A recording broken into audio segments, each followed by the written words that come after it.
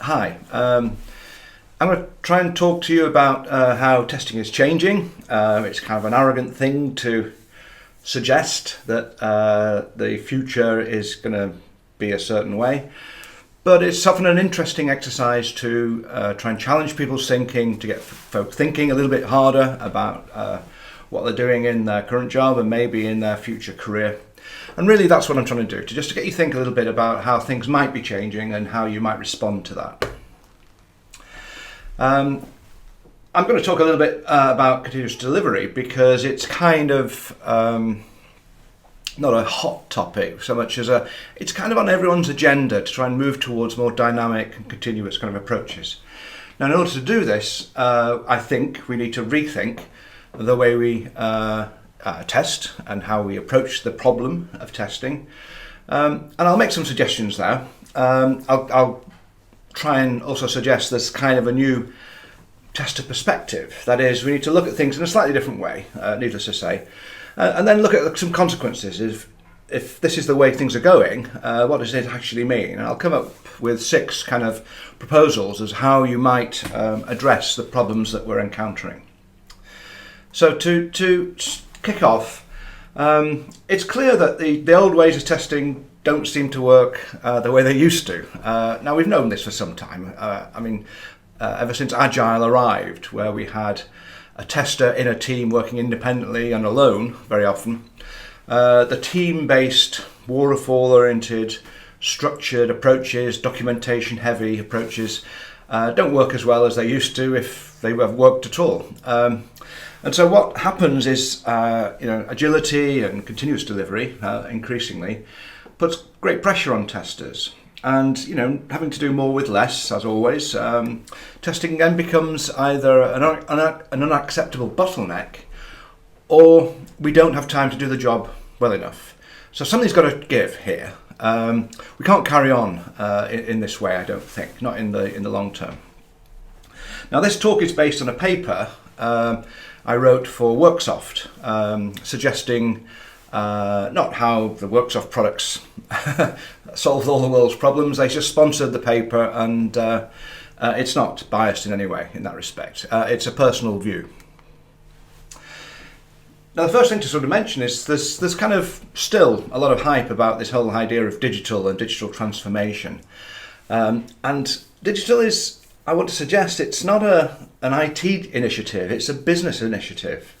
So Agile, we've been trying to solve the Agile problem, to crack it, for more than 20 years now. And we may only be halfway through this transition from structured methods to Agile. Whereas digital was on no one's agenda 5 years ago, and over the course of the last few years, it's just completely taken off and dominates all thinking in IT now. So with that, we have a more aggressive, dynamic approach from business to get software systems delivered. And so there's a demand for a lot more automation, not just testing, and to move closer towards this concept of continuous delivery, and based on continuous integration and high levels of automation, the whole DevOps game that's now in play. We're moving towards a different approach to testing and assurance. And so if we're delivering continuously, we have to provide, as testers, continuous assurance. So testing is continuous as well. So the paper is available. I'll give you a link at the end, or I'll attach it to the video. The paper summarizes some challenges which came about from a piece of work I did in Ireland a couple of years ago to look at the new skills that testers need with one eye on the future. And basically what we did is we looked at the kind of challenges that most organizations are facing, QA managers, test managers, who worry about quality, and how they find good candidates and retain them, and also the skills those candidates need to do the job that they require. And the challenges, there's a shift in what these challenges are from what you might expect to have seen, say, 5 years ago. Now, I'm not going to go through this in any detail at all, but you can read the paper and just take a view from that. But the challenges have changed the requirements for skills in particular. So let me talk about continuous delivery as an example. Now, I'm not saying everybody should be going down this continuous delivery route, but there's definitely a trend towards more dynamic, agile for sure, and more continuous approaches. Now, to kind of look at this in kind of like from an analyst's point of view, from the helicopter view, if you like, I think there are three development patterns. Agile and continuous, for example, are not the same, and I want to demonstrate that. So, if you like, we've got structured, which has been around, for forever. Agile has obviously been around for 20 years, maybe a fraction more than that now. And continuous delivery emerged, I think, about 12, 15 years ago, maybe. But it has really taken time to get going. But now is quite an ambition for many organisations to try and implement faster turnaround of requirements through to delivery. Now, what I want to suggest is that structured and agile have a very clear commonality, and they're very goal-based, very goal-driven, if you like. With agile and continuous, there's kind of autonomy is kind of the big deal. The teams are in control of their own destiny, kind of thing. But process kind of connects structured and continuous.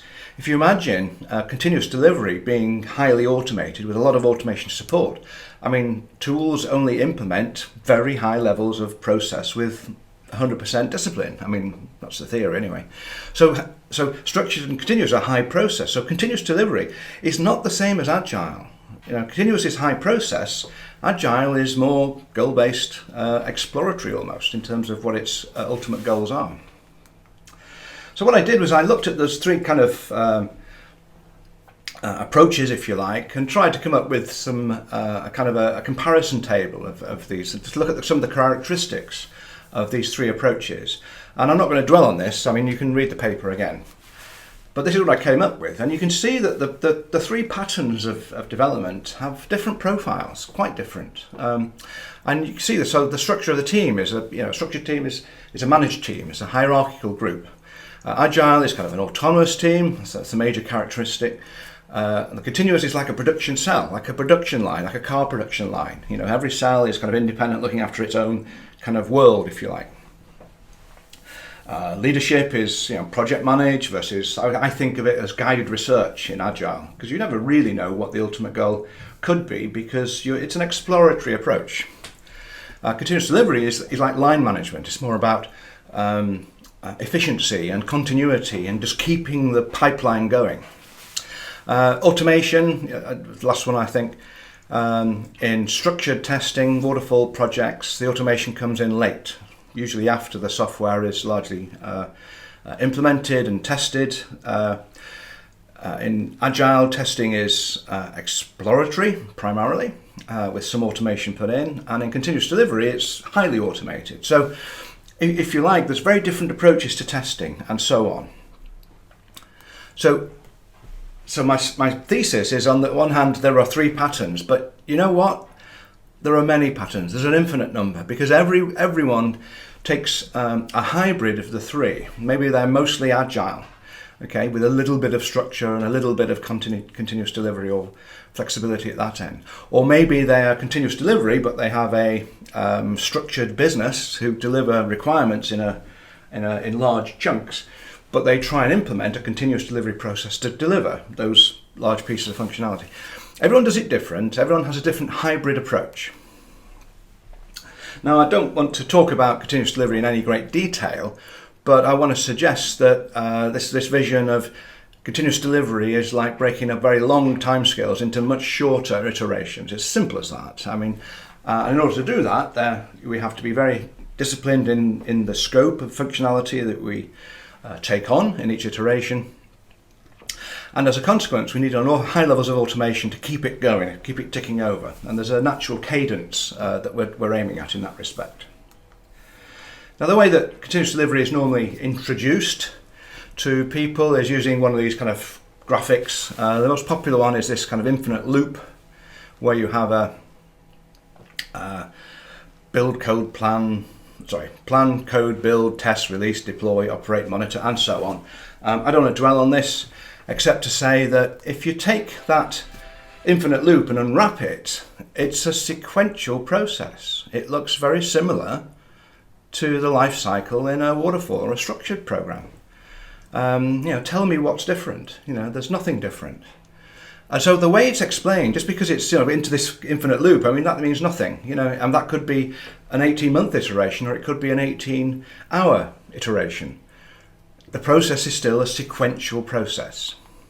Now, that's what I don't like about it. So continuous delivery, I think, is not well described in a kind of a sequential way. It's not like that, okay? And this is what I want to just explore for a couple of minutes. If we're looking at delivery in a very rapid, iterative approach with high levels of automation, stage thinking won't work in that continuous process. We know this. And some of the kind of challenges that we would have is like it's sequential, whereas we know that events drive our behavior in agile teams and in continuous delivery teams. The dependencies. In a waterfall project, you're not meant to start one stage until the previous stage completes. And that's still implied by that sequence of activities from plan, code, build, and so on. Testing also has stages. So testing isn't just one activity towards the end before you deploy into production. It's not like that. There's not just one phase of testing. That's the problem. Testing is squeezed because it's at the end, whereas we know that in an agile and in a continuous delivery environment, that testing is all pervasive. It's all over the place, and so on. So the challenges that we had with waterfall, and these arguments here, sequential, dependencies, rule, whatever, these are the arguments against waterfall and to promote an agile approach. And the thing is, the way that continuous delivery is described is like it is another staged approach, but in a very rapid kind of format, very, very short iterations of limited scope. I don't think that's the right way to describe what we're doing. So there are two problems I think we've got to solve here. The first is there's no one true way to tell people how to implement a software development process. Everyone does it slightly differently, okay? With broad coverage of structured, agile, or continuous delivery, but there's a hybrid approach usually, an emphasis on one aspect of those three approaches. The second is that if employers are adopting hybrid approaches, you've got to take on, you can't just say we're doing agile and everybody tries to go and do agile knowing that the hybrid approach means that some of the things they're doing are not agile. I'm working on a project right now where this is a major challenge. They've got a very structured business, but an agile kind of approach to software development, and there's a real difficulty with the interface between the two. Now, the local practices that we do use to actually get things done, I'm going to call logistics. And you could say that overall, the principles and thinking are global, but logistics are local. You make your own choices about how you implement certain activities. And so in order to make progress, I want to suggest that we have to separate the principles and thinking processes from logistics. I'm going to explain how we do this. So in terms of rethinking testing, I'm going to suggest that you forget logistics temporarily. Okay, so logistics really important, but for the purpose of the next couple of minutes, I'm suggesting you set aside your thinking on logistics. And the way I'm going to explain this is I'm going to be kind of quite abrupt or brutal almost. I'm going to say, for the purpose of this current exercise of rethinking testing, I'm going to say I do not care whether you document your tests or not. Documentation is not testing, that's logistics. I don't care whether you implement and apply tests by hand, using people, or using tools and technology. That's not relevant to the way you think about how you execute a test. I don't care whether you're agile or waterfall or continuous delivery, not relevant. I don't care what business you're in. I don't care what technologies you're using. I don't care whether you work as an individual in a team, or you're working as in an agile team, or you're working as part of a large independent test team. It's not relevant to the way you think about how you implement tests. So I haven't got time to talk about the derivation of this picture, but what new model testing is it's a model of the thought processes or states of thinking in your mind as you progress from collecting information on the system through to applying tests and interpreting outcomes of tests.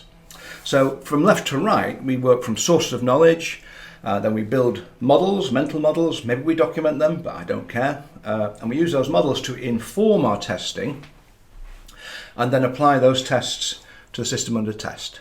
So if you're interested in a better explanation, which takes about 15-20 minutes, there's a webinar against that link. It was an Agile Testing Days talk a couple of years ago. So what that picture represents is not a process. It's not a process with a start, a middle and end, with entry and exit criteria and procedures and inputs and outputs. That's not what it's about. What it's trying to describe is the way your mind changes its state when you think about a feature to test. So it represents 10 thinking activities, and every thinking activity usually has an associated physical, real-world activity that might be a logistical challenge. So when you create your mental models, you might document them and draw them out in a graphical format. But that's the real world, that's logistics. The thinking is the same regardless of how you capture that model.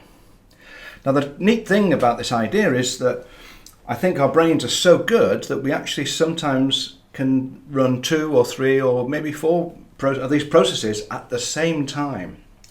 And that's how life is we're continually juggling ideas in our head, dealing with features that are not well defined, that are features that are being worked on right now, talking with developers, and testing features that are now available. We're doing these things all the time, and the way that our processes work is linear, but our thinking is event-driven. All sorts of things can happen, okay? So we might, in a very short time, be doing all 10 thinking activities as a tester in a single hour or a day. So that's how it really, really works, okay? This is my proposal.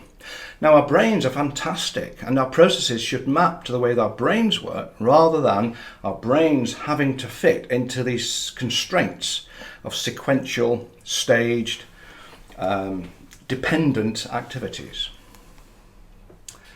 Now, the continuous delivery process and movement towards more dynamic ways of software development, it's an event-driven kind of activity.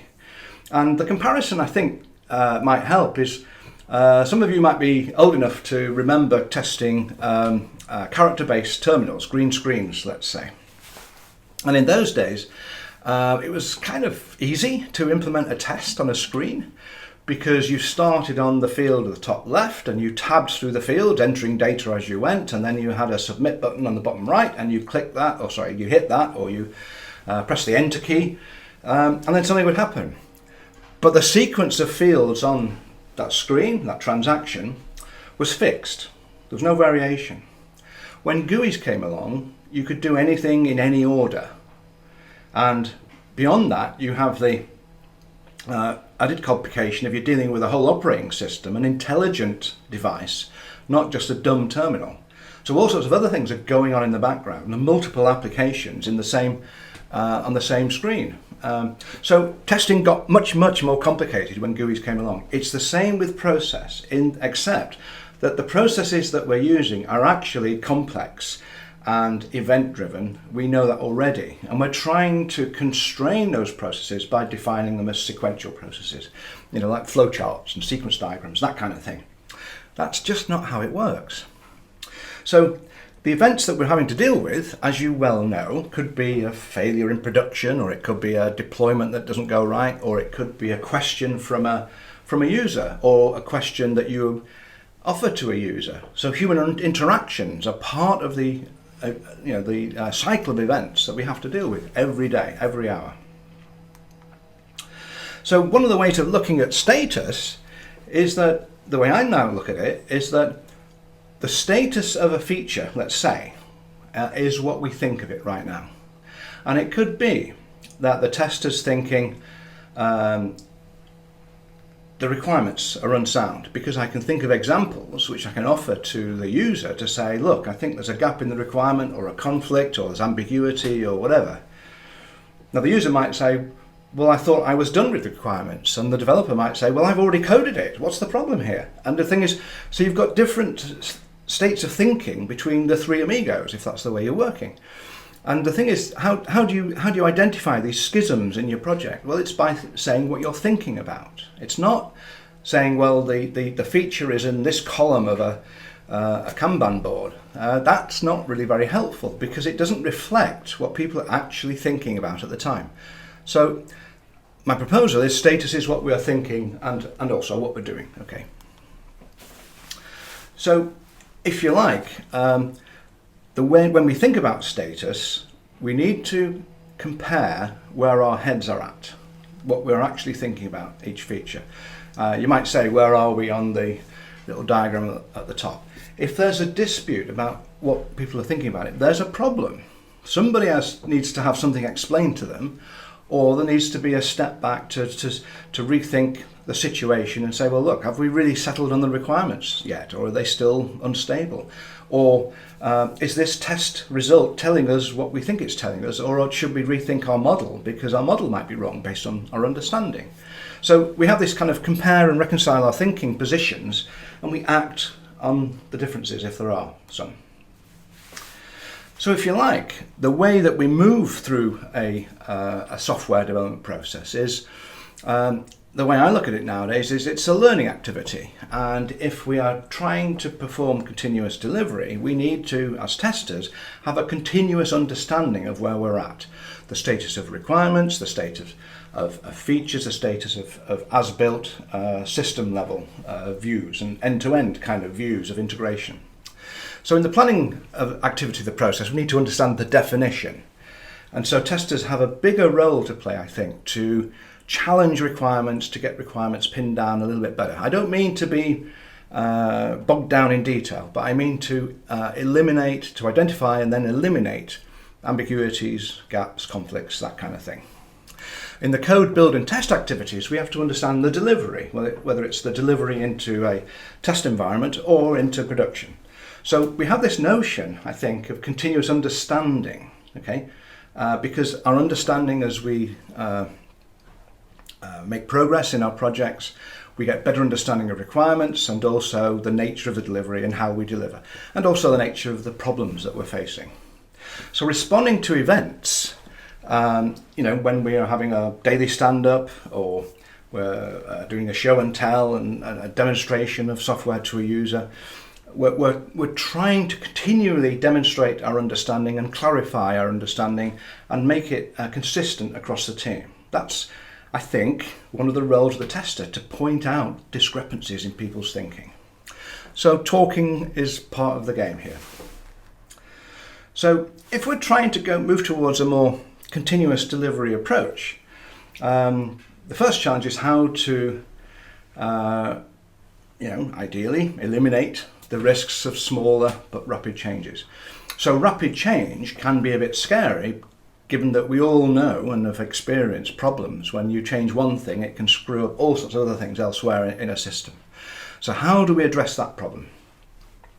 The second one is to try and reduce the scope and scale and the duration of end-to-end testing, because end-to-end testing is usually labor intensive, it takes too long to do, it's not always conclusive, and the thing is we need to be much slicker on how we do what you might call system level and user acceptance testing, so we don't become a bottleneck.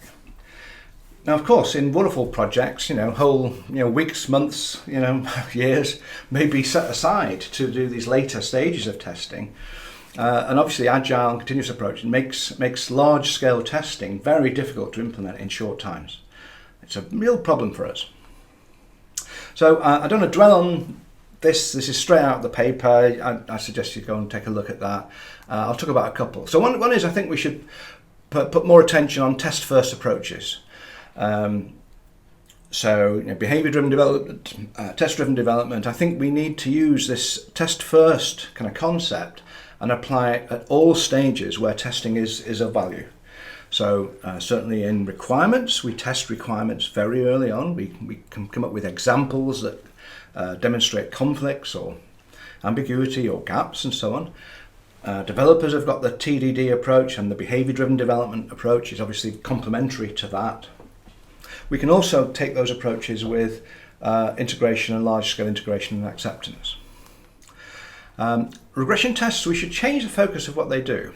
Regression tests should not, I think, be tests, functional tests that we've run before to find bugs, and we run them again to show things haven't changed.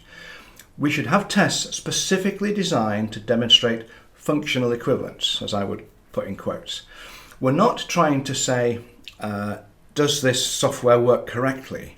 We're just trying to identify whether it works the same as it did last time the test was run.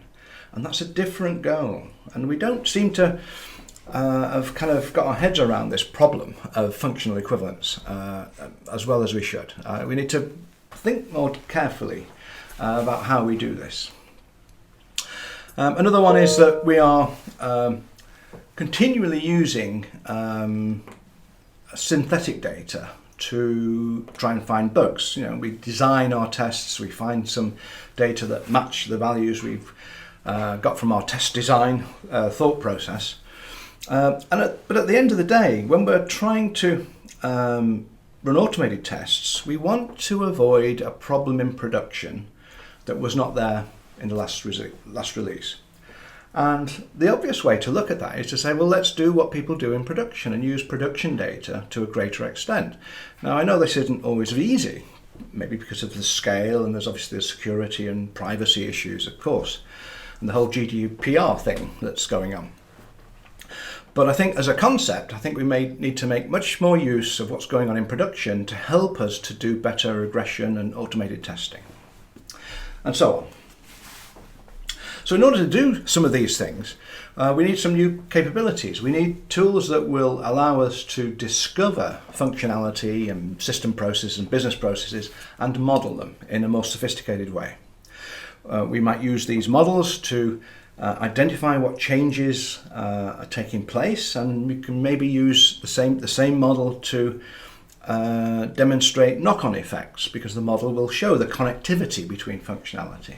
Now, I'm being very, very abstract and high level here, and I've got a whole talk on this kind of topic, but what I'm trying to suggest is if we use models rather than just writing code all the damn time, and certainly test automation code, we're in a much better place to understand the impact of change and to do what-if kind of questioning.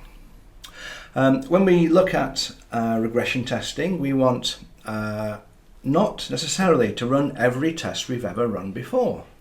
We need much more sophisticated ways of using subsets chosen to address specific risks, whether it's a functional risk or an integration risk or a usability risk, perhaps. So when we report testing, we should also report against these underlying models. It's the models that people recognize and understand. The whole system is far too complicated for anyone to understand. So we use models to simplify and to de-scope the complexities that we may or may not need to get involved in. At any rate, tools are beginning to move in these directions, but this is what we should be pushing the vendor industry for in the next few years. So the perspective, I think, changes now. So there's a shift in emphasis from what testers, let's say, used to do, or maybe currently do, from running tests to providing what, let's call it, an assurance service. They're doing a much broader set of activities. So they're looking at risks, they're looking at requirements, they're looking at aligning testing to business goals. If there's no test manager, who writes the test strategy? Well, the tester is the only person who with the skills to think about that in the right level of detail. Testing is not just done by the tester. Testing is done by developers. An awful lot is done by developers. An awful lot is done by users. And so part of the role would be to coach these other members of the team into doing better testing and also to understand what they're doing. Because how does the tester know what to do if they don't know what the developers are doing or what the users will do later on? The tester needs to maintain a kind of an oversight of the team's testing and so that there aren't gaps, things falling through gaps, and also there's not duplication and rework that isn't necessary. And of course they're going to do some testing, of course. The tester's role, I think, is shifting from just running tests to a blend of all those things above, and there's probably a few more to add to that list. Now, again, the 2 years, little project I did a couple of years ago in Ireland, is one of the outcomes was a different inventory of skills than perhaps we would recognise as tester skills in the industry. And what you might see here is that some of the items in black are probably, recognisable, not controversial. The things in red are the things that actually seem to be we need to add to a tester's skill set. And so it's kind of doubling the scope of what testers need to know. Now, I'm not saying that we suddenly need to be twice as skilled, but the emphasis is going to shift from purely testing aspects to some business and interpersonal skills, but also some very specific things that we have to do. So the very first one, adapting testing, because the traditional methods and staged and even agile approaches don't necessarily work in a continuous delivery environment. We have to adapt the way we work to the context we have.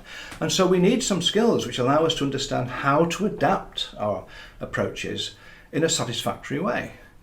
Assertiveness, of course, there's a lot of negotiation going on. Sometimes the developers will overrule the testers. That's not a bug, it's a feature, that kind of old chestnut.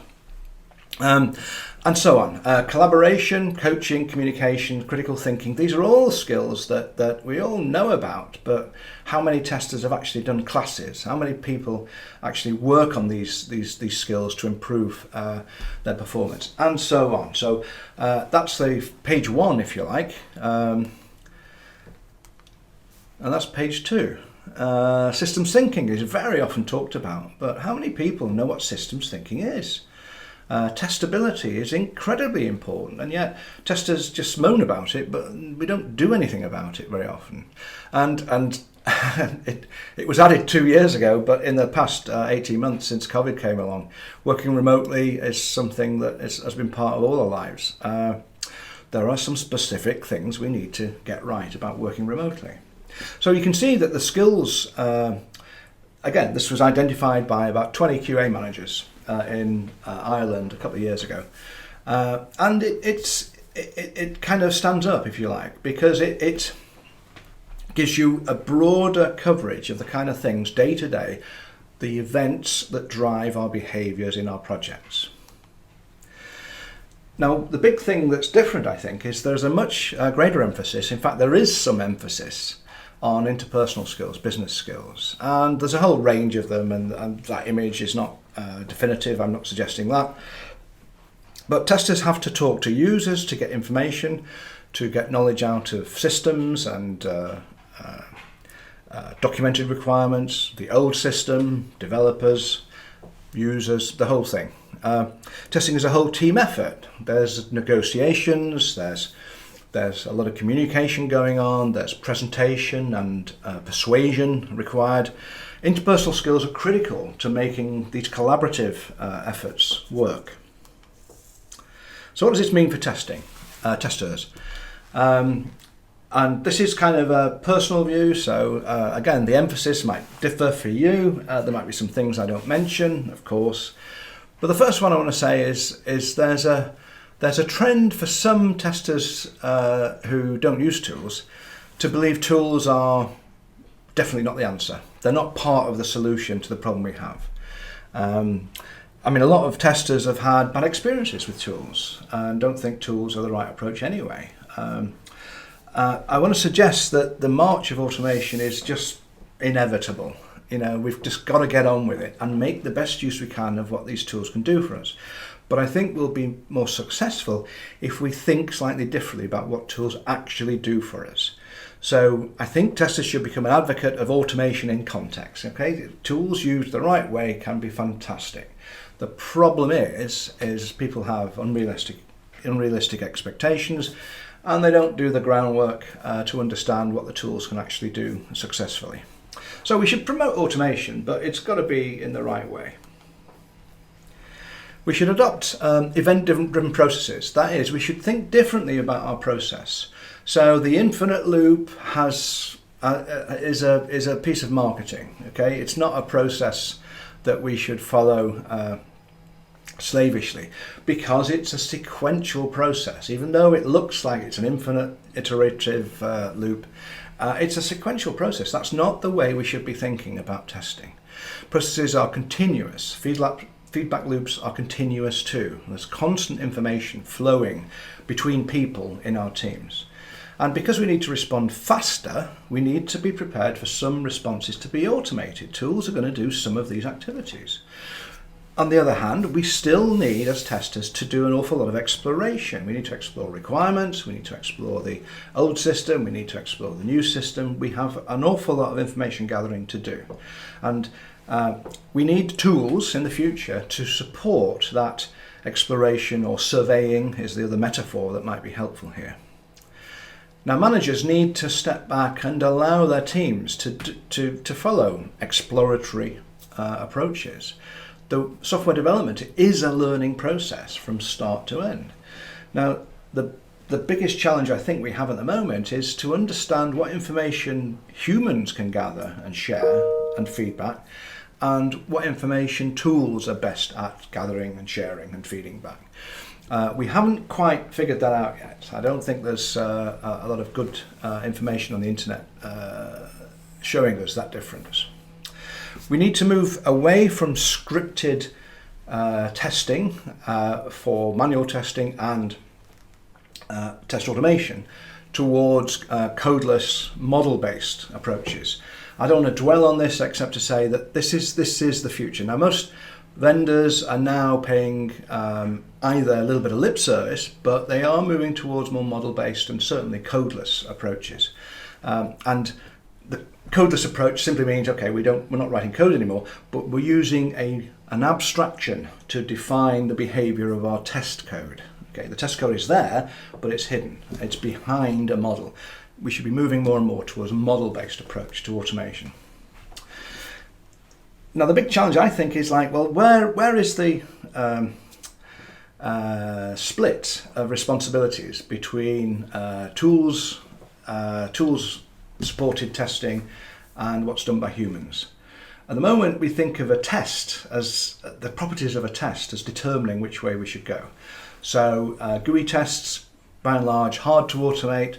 API tests, easier to automate. So we kind of assume that GUI testing is always manual and API testing is mostly, if not always, automated. But and that's fine, but I don't think we're looking through the wrong end of the telescope here. I think we should look to identify this separation of duties in terms of the status of the software under test. Now, it's a slightly subtle change, but it's this. Software that is changing, that is new code and change code, I think needs the human touch. We have to pay more attention to that. And I think, by and large, people by instinct do this. Software that is stable, that is not changing, clearly we should be testing using tools.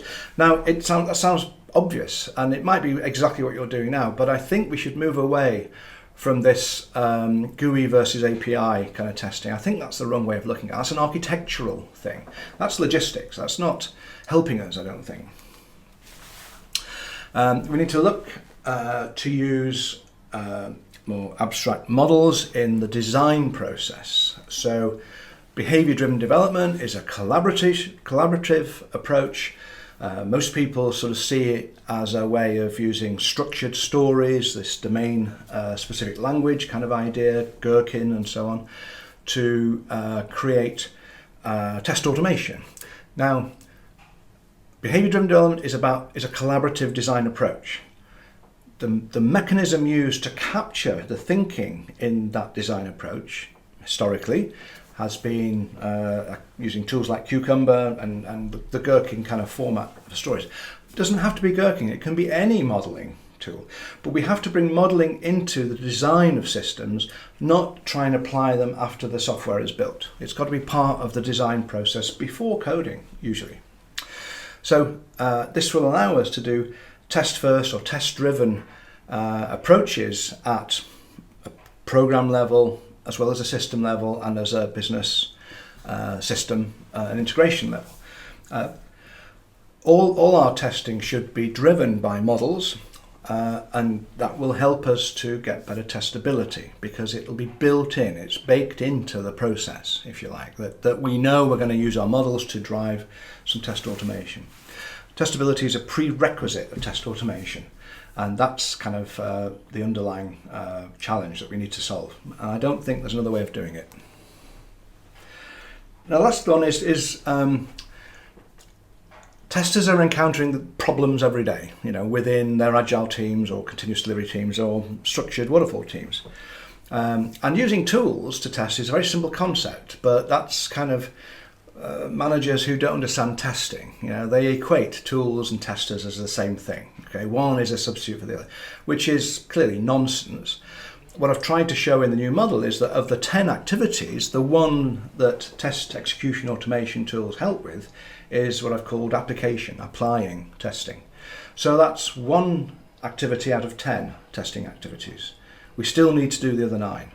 Okay, so there's no concern about not having things to do in testing for testers. The problem we have is if managers have a very narrow-minded view of what automation does, we get into difficulties there. Expectations are way off the target. So what we have to explain to managers is how automation benefits testing. It's a very specific thing. It's about demonstrating functional equivalence. We need to understand how to separate the workload of tools and people. Now, I don't have an answer to that other than that I've tried to give some hints. But we're still working on that. We haven't figured that out yet, but that's the problem we need to solve. We also need to know what evidence tools provide compared with what evidence humans provide to human people, if you like. And clearly, in order to coach your management and coach your team, I should add that, I think, critical thinking about the problem in a clear way, communication, persuasion skills, you're going to have these to make progress, I think. So, I'll close. Here's a question. Can we trust automation to test everything? Well, the short answer is it's a wrong question. We should be thinking that tools are ever present in our processes. So I've said that if you look at the new model idea, there are 10 thinking activities. We need tools to support all 10 thinking activities. At the moment, we have tools to support one in a very robotic fashion, which gives us some benefits, but it loses other things. We lose the human observer when we use tools to test, for example. So that's not ideal. We need automation to support all our exploration, thinking, test design, and test execution activities. So the tester decides when to think, when they're going to explore, when they're going to run tests interactively, and when they're going to run tests unattended, and so on. We need to move away from testing is either manual or it's automated. That's not the way to think about things, I don't think. But on skills, testers are being pushed to work independently. That is, the tester in a team, in an agile team or in a DevOps approach, they're kind of alone. They're working on their own. So they have to become the leader of test in their projects because there's no one else to turn to. You're the focus of attention if someone wants to know how to test, what testing is doing for them, or to get advice as well. So I think testers should step up a little bit and become, let's call them test masters. Why not? Because they're doing much more than just testing. And what I've tried to do is to articulate a range of activities that testers should move up to, but also the skills you need to make that happen.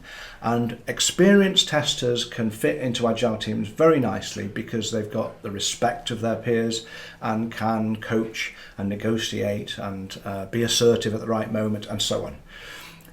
What I'm trying to suggest is professional and personal skills are becoming much more important, and that we should focus as testers not on just the testing part of our activity, but on technical leadership. We need to think a little bit at a slightly higher level to look at the impact of things that are happening in our projects and how testing and assurance can help.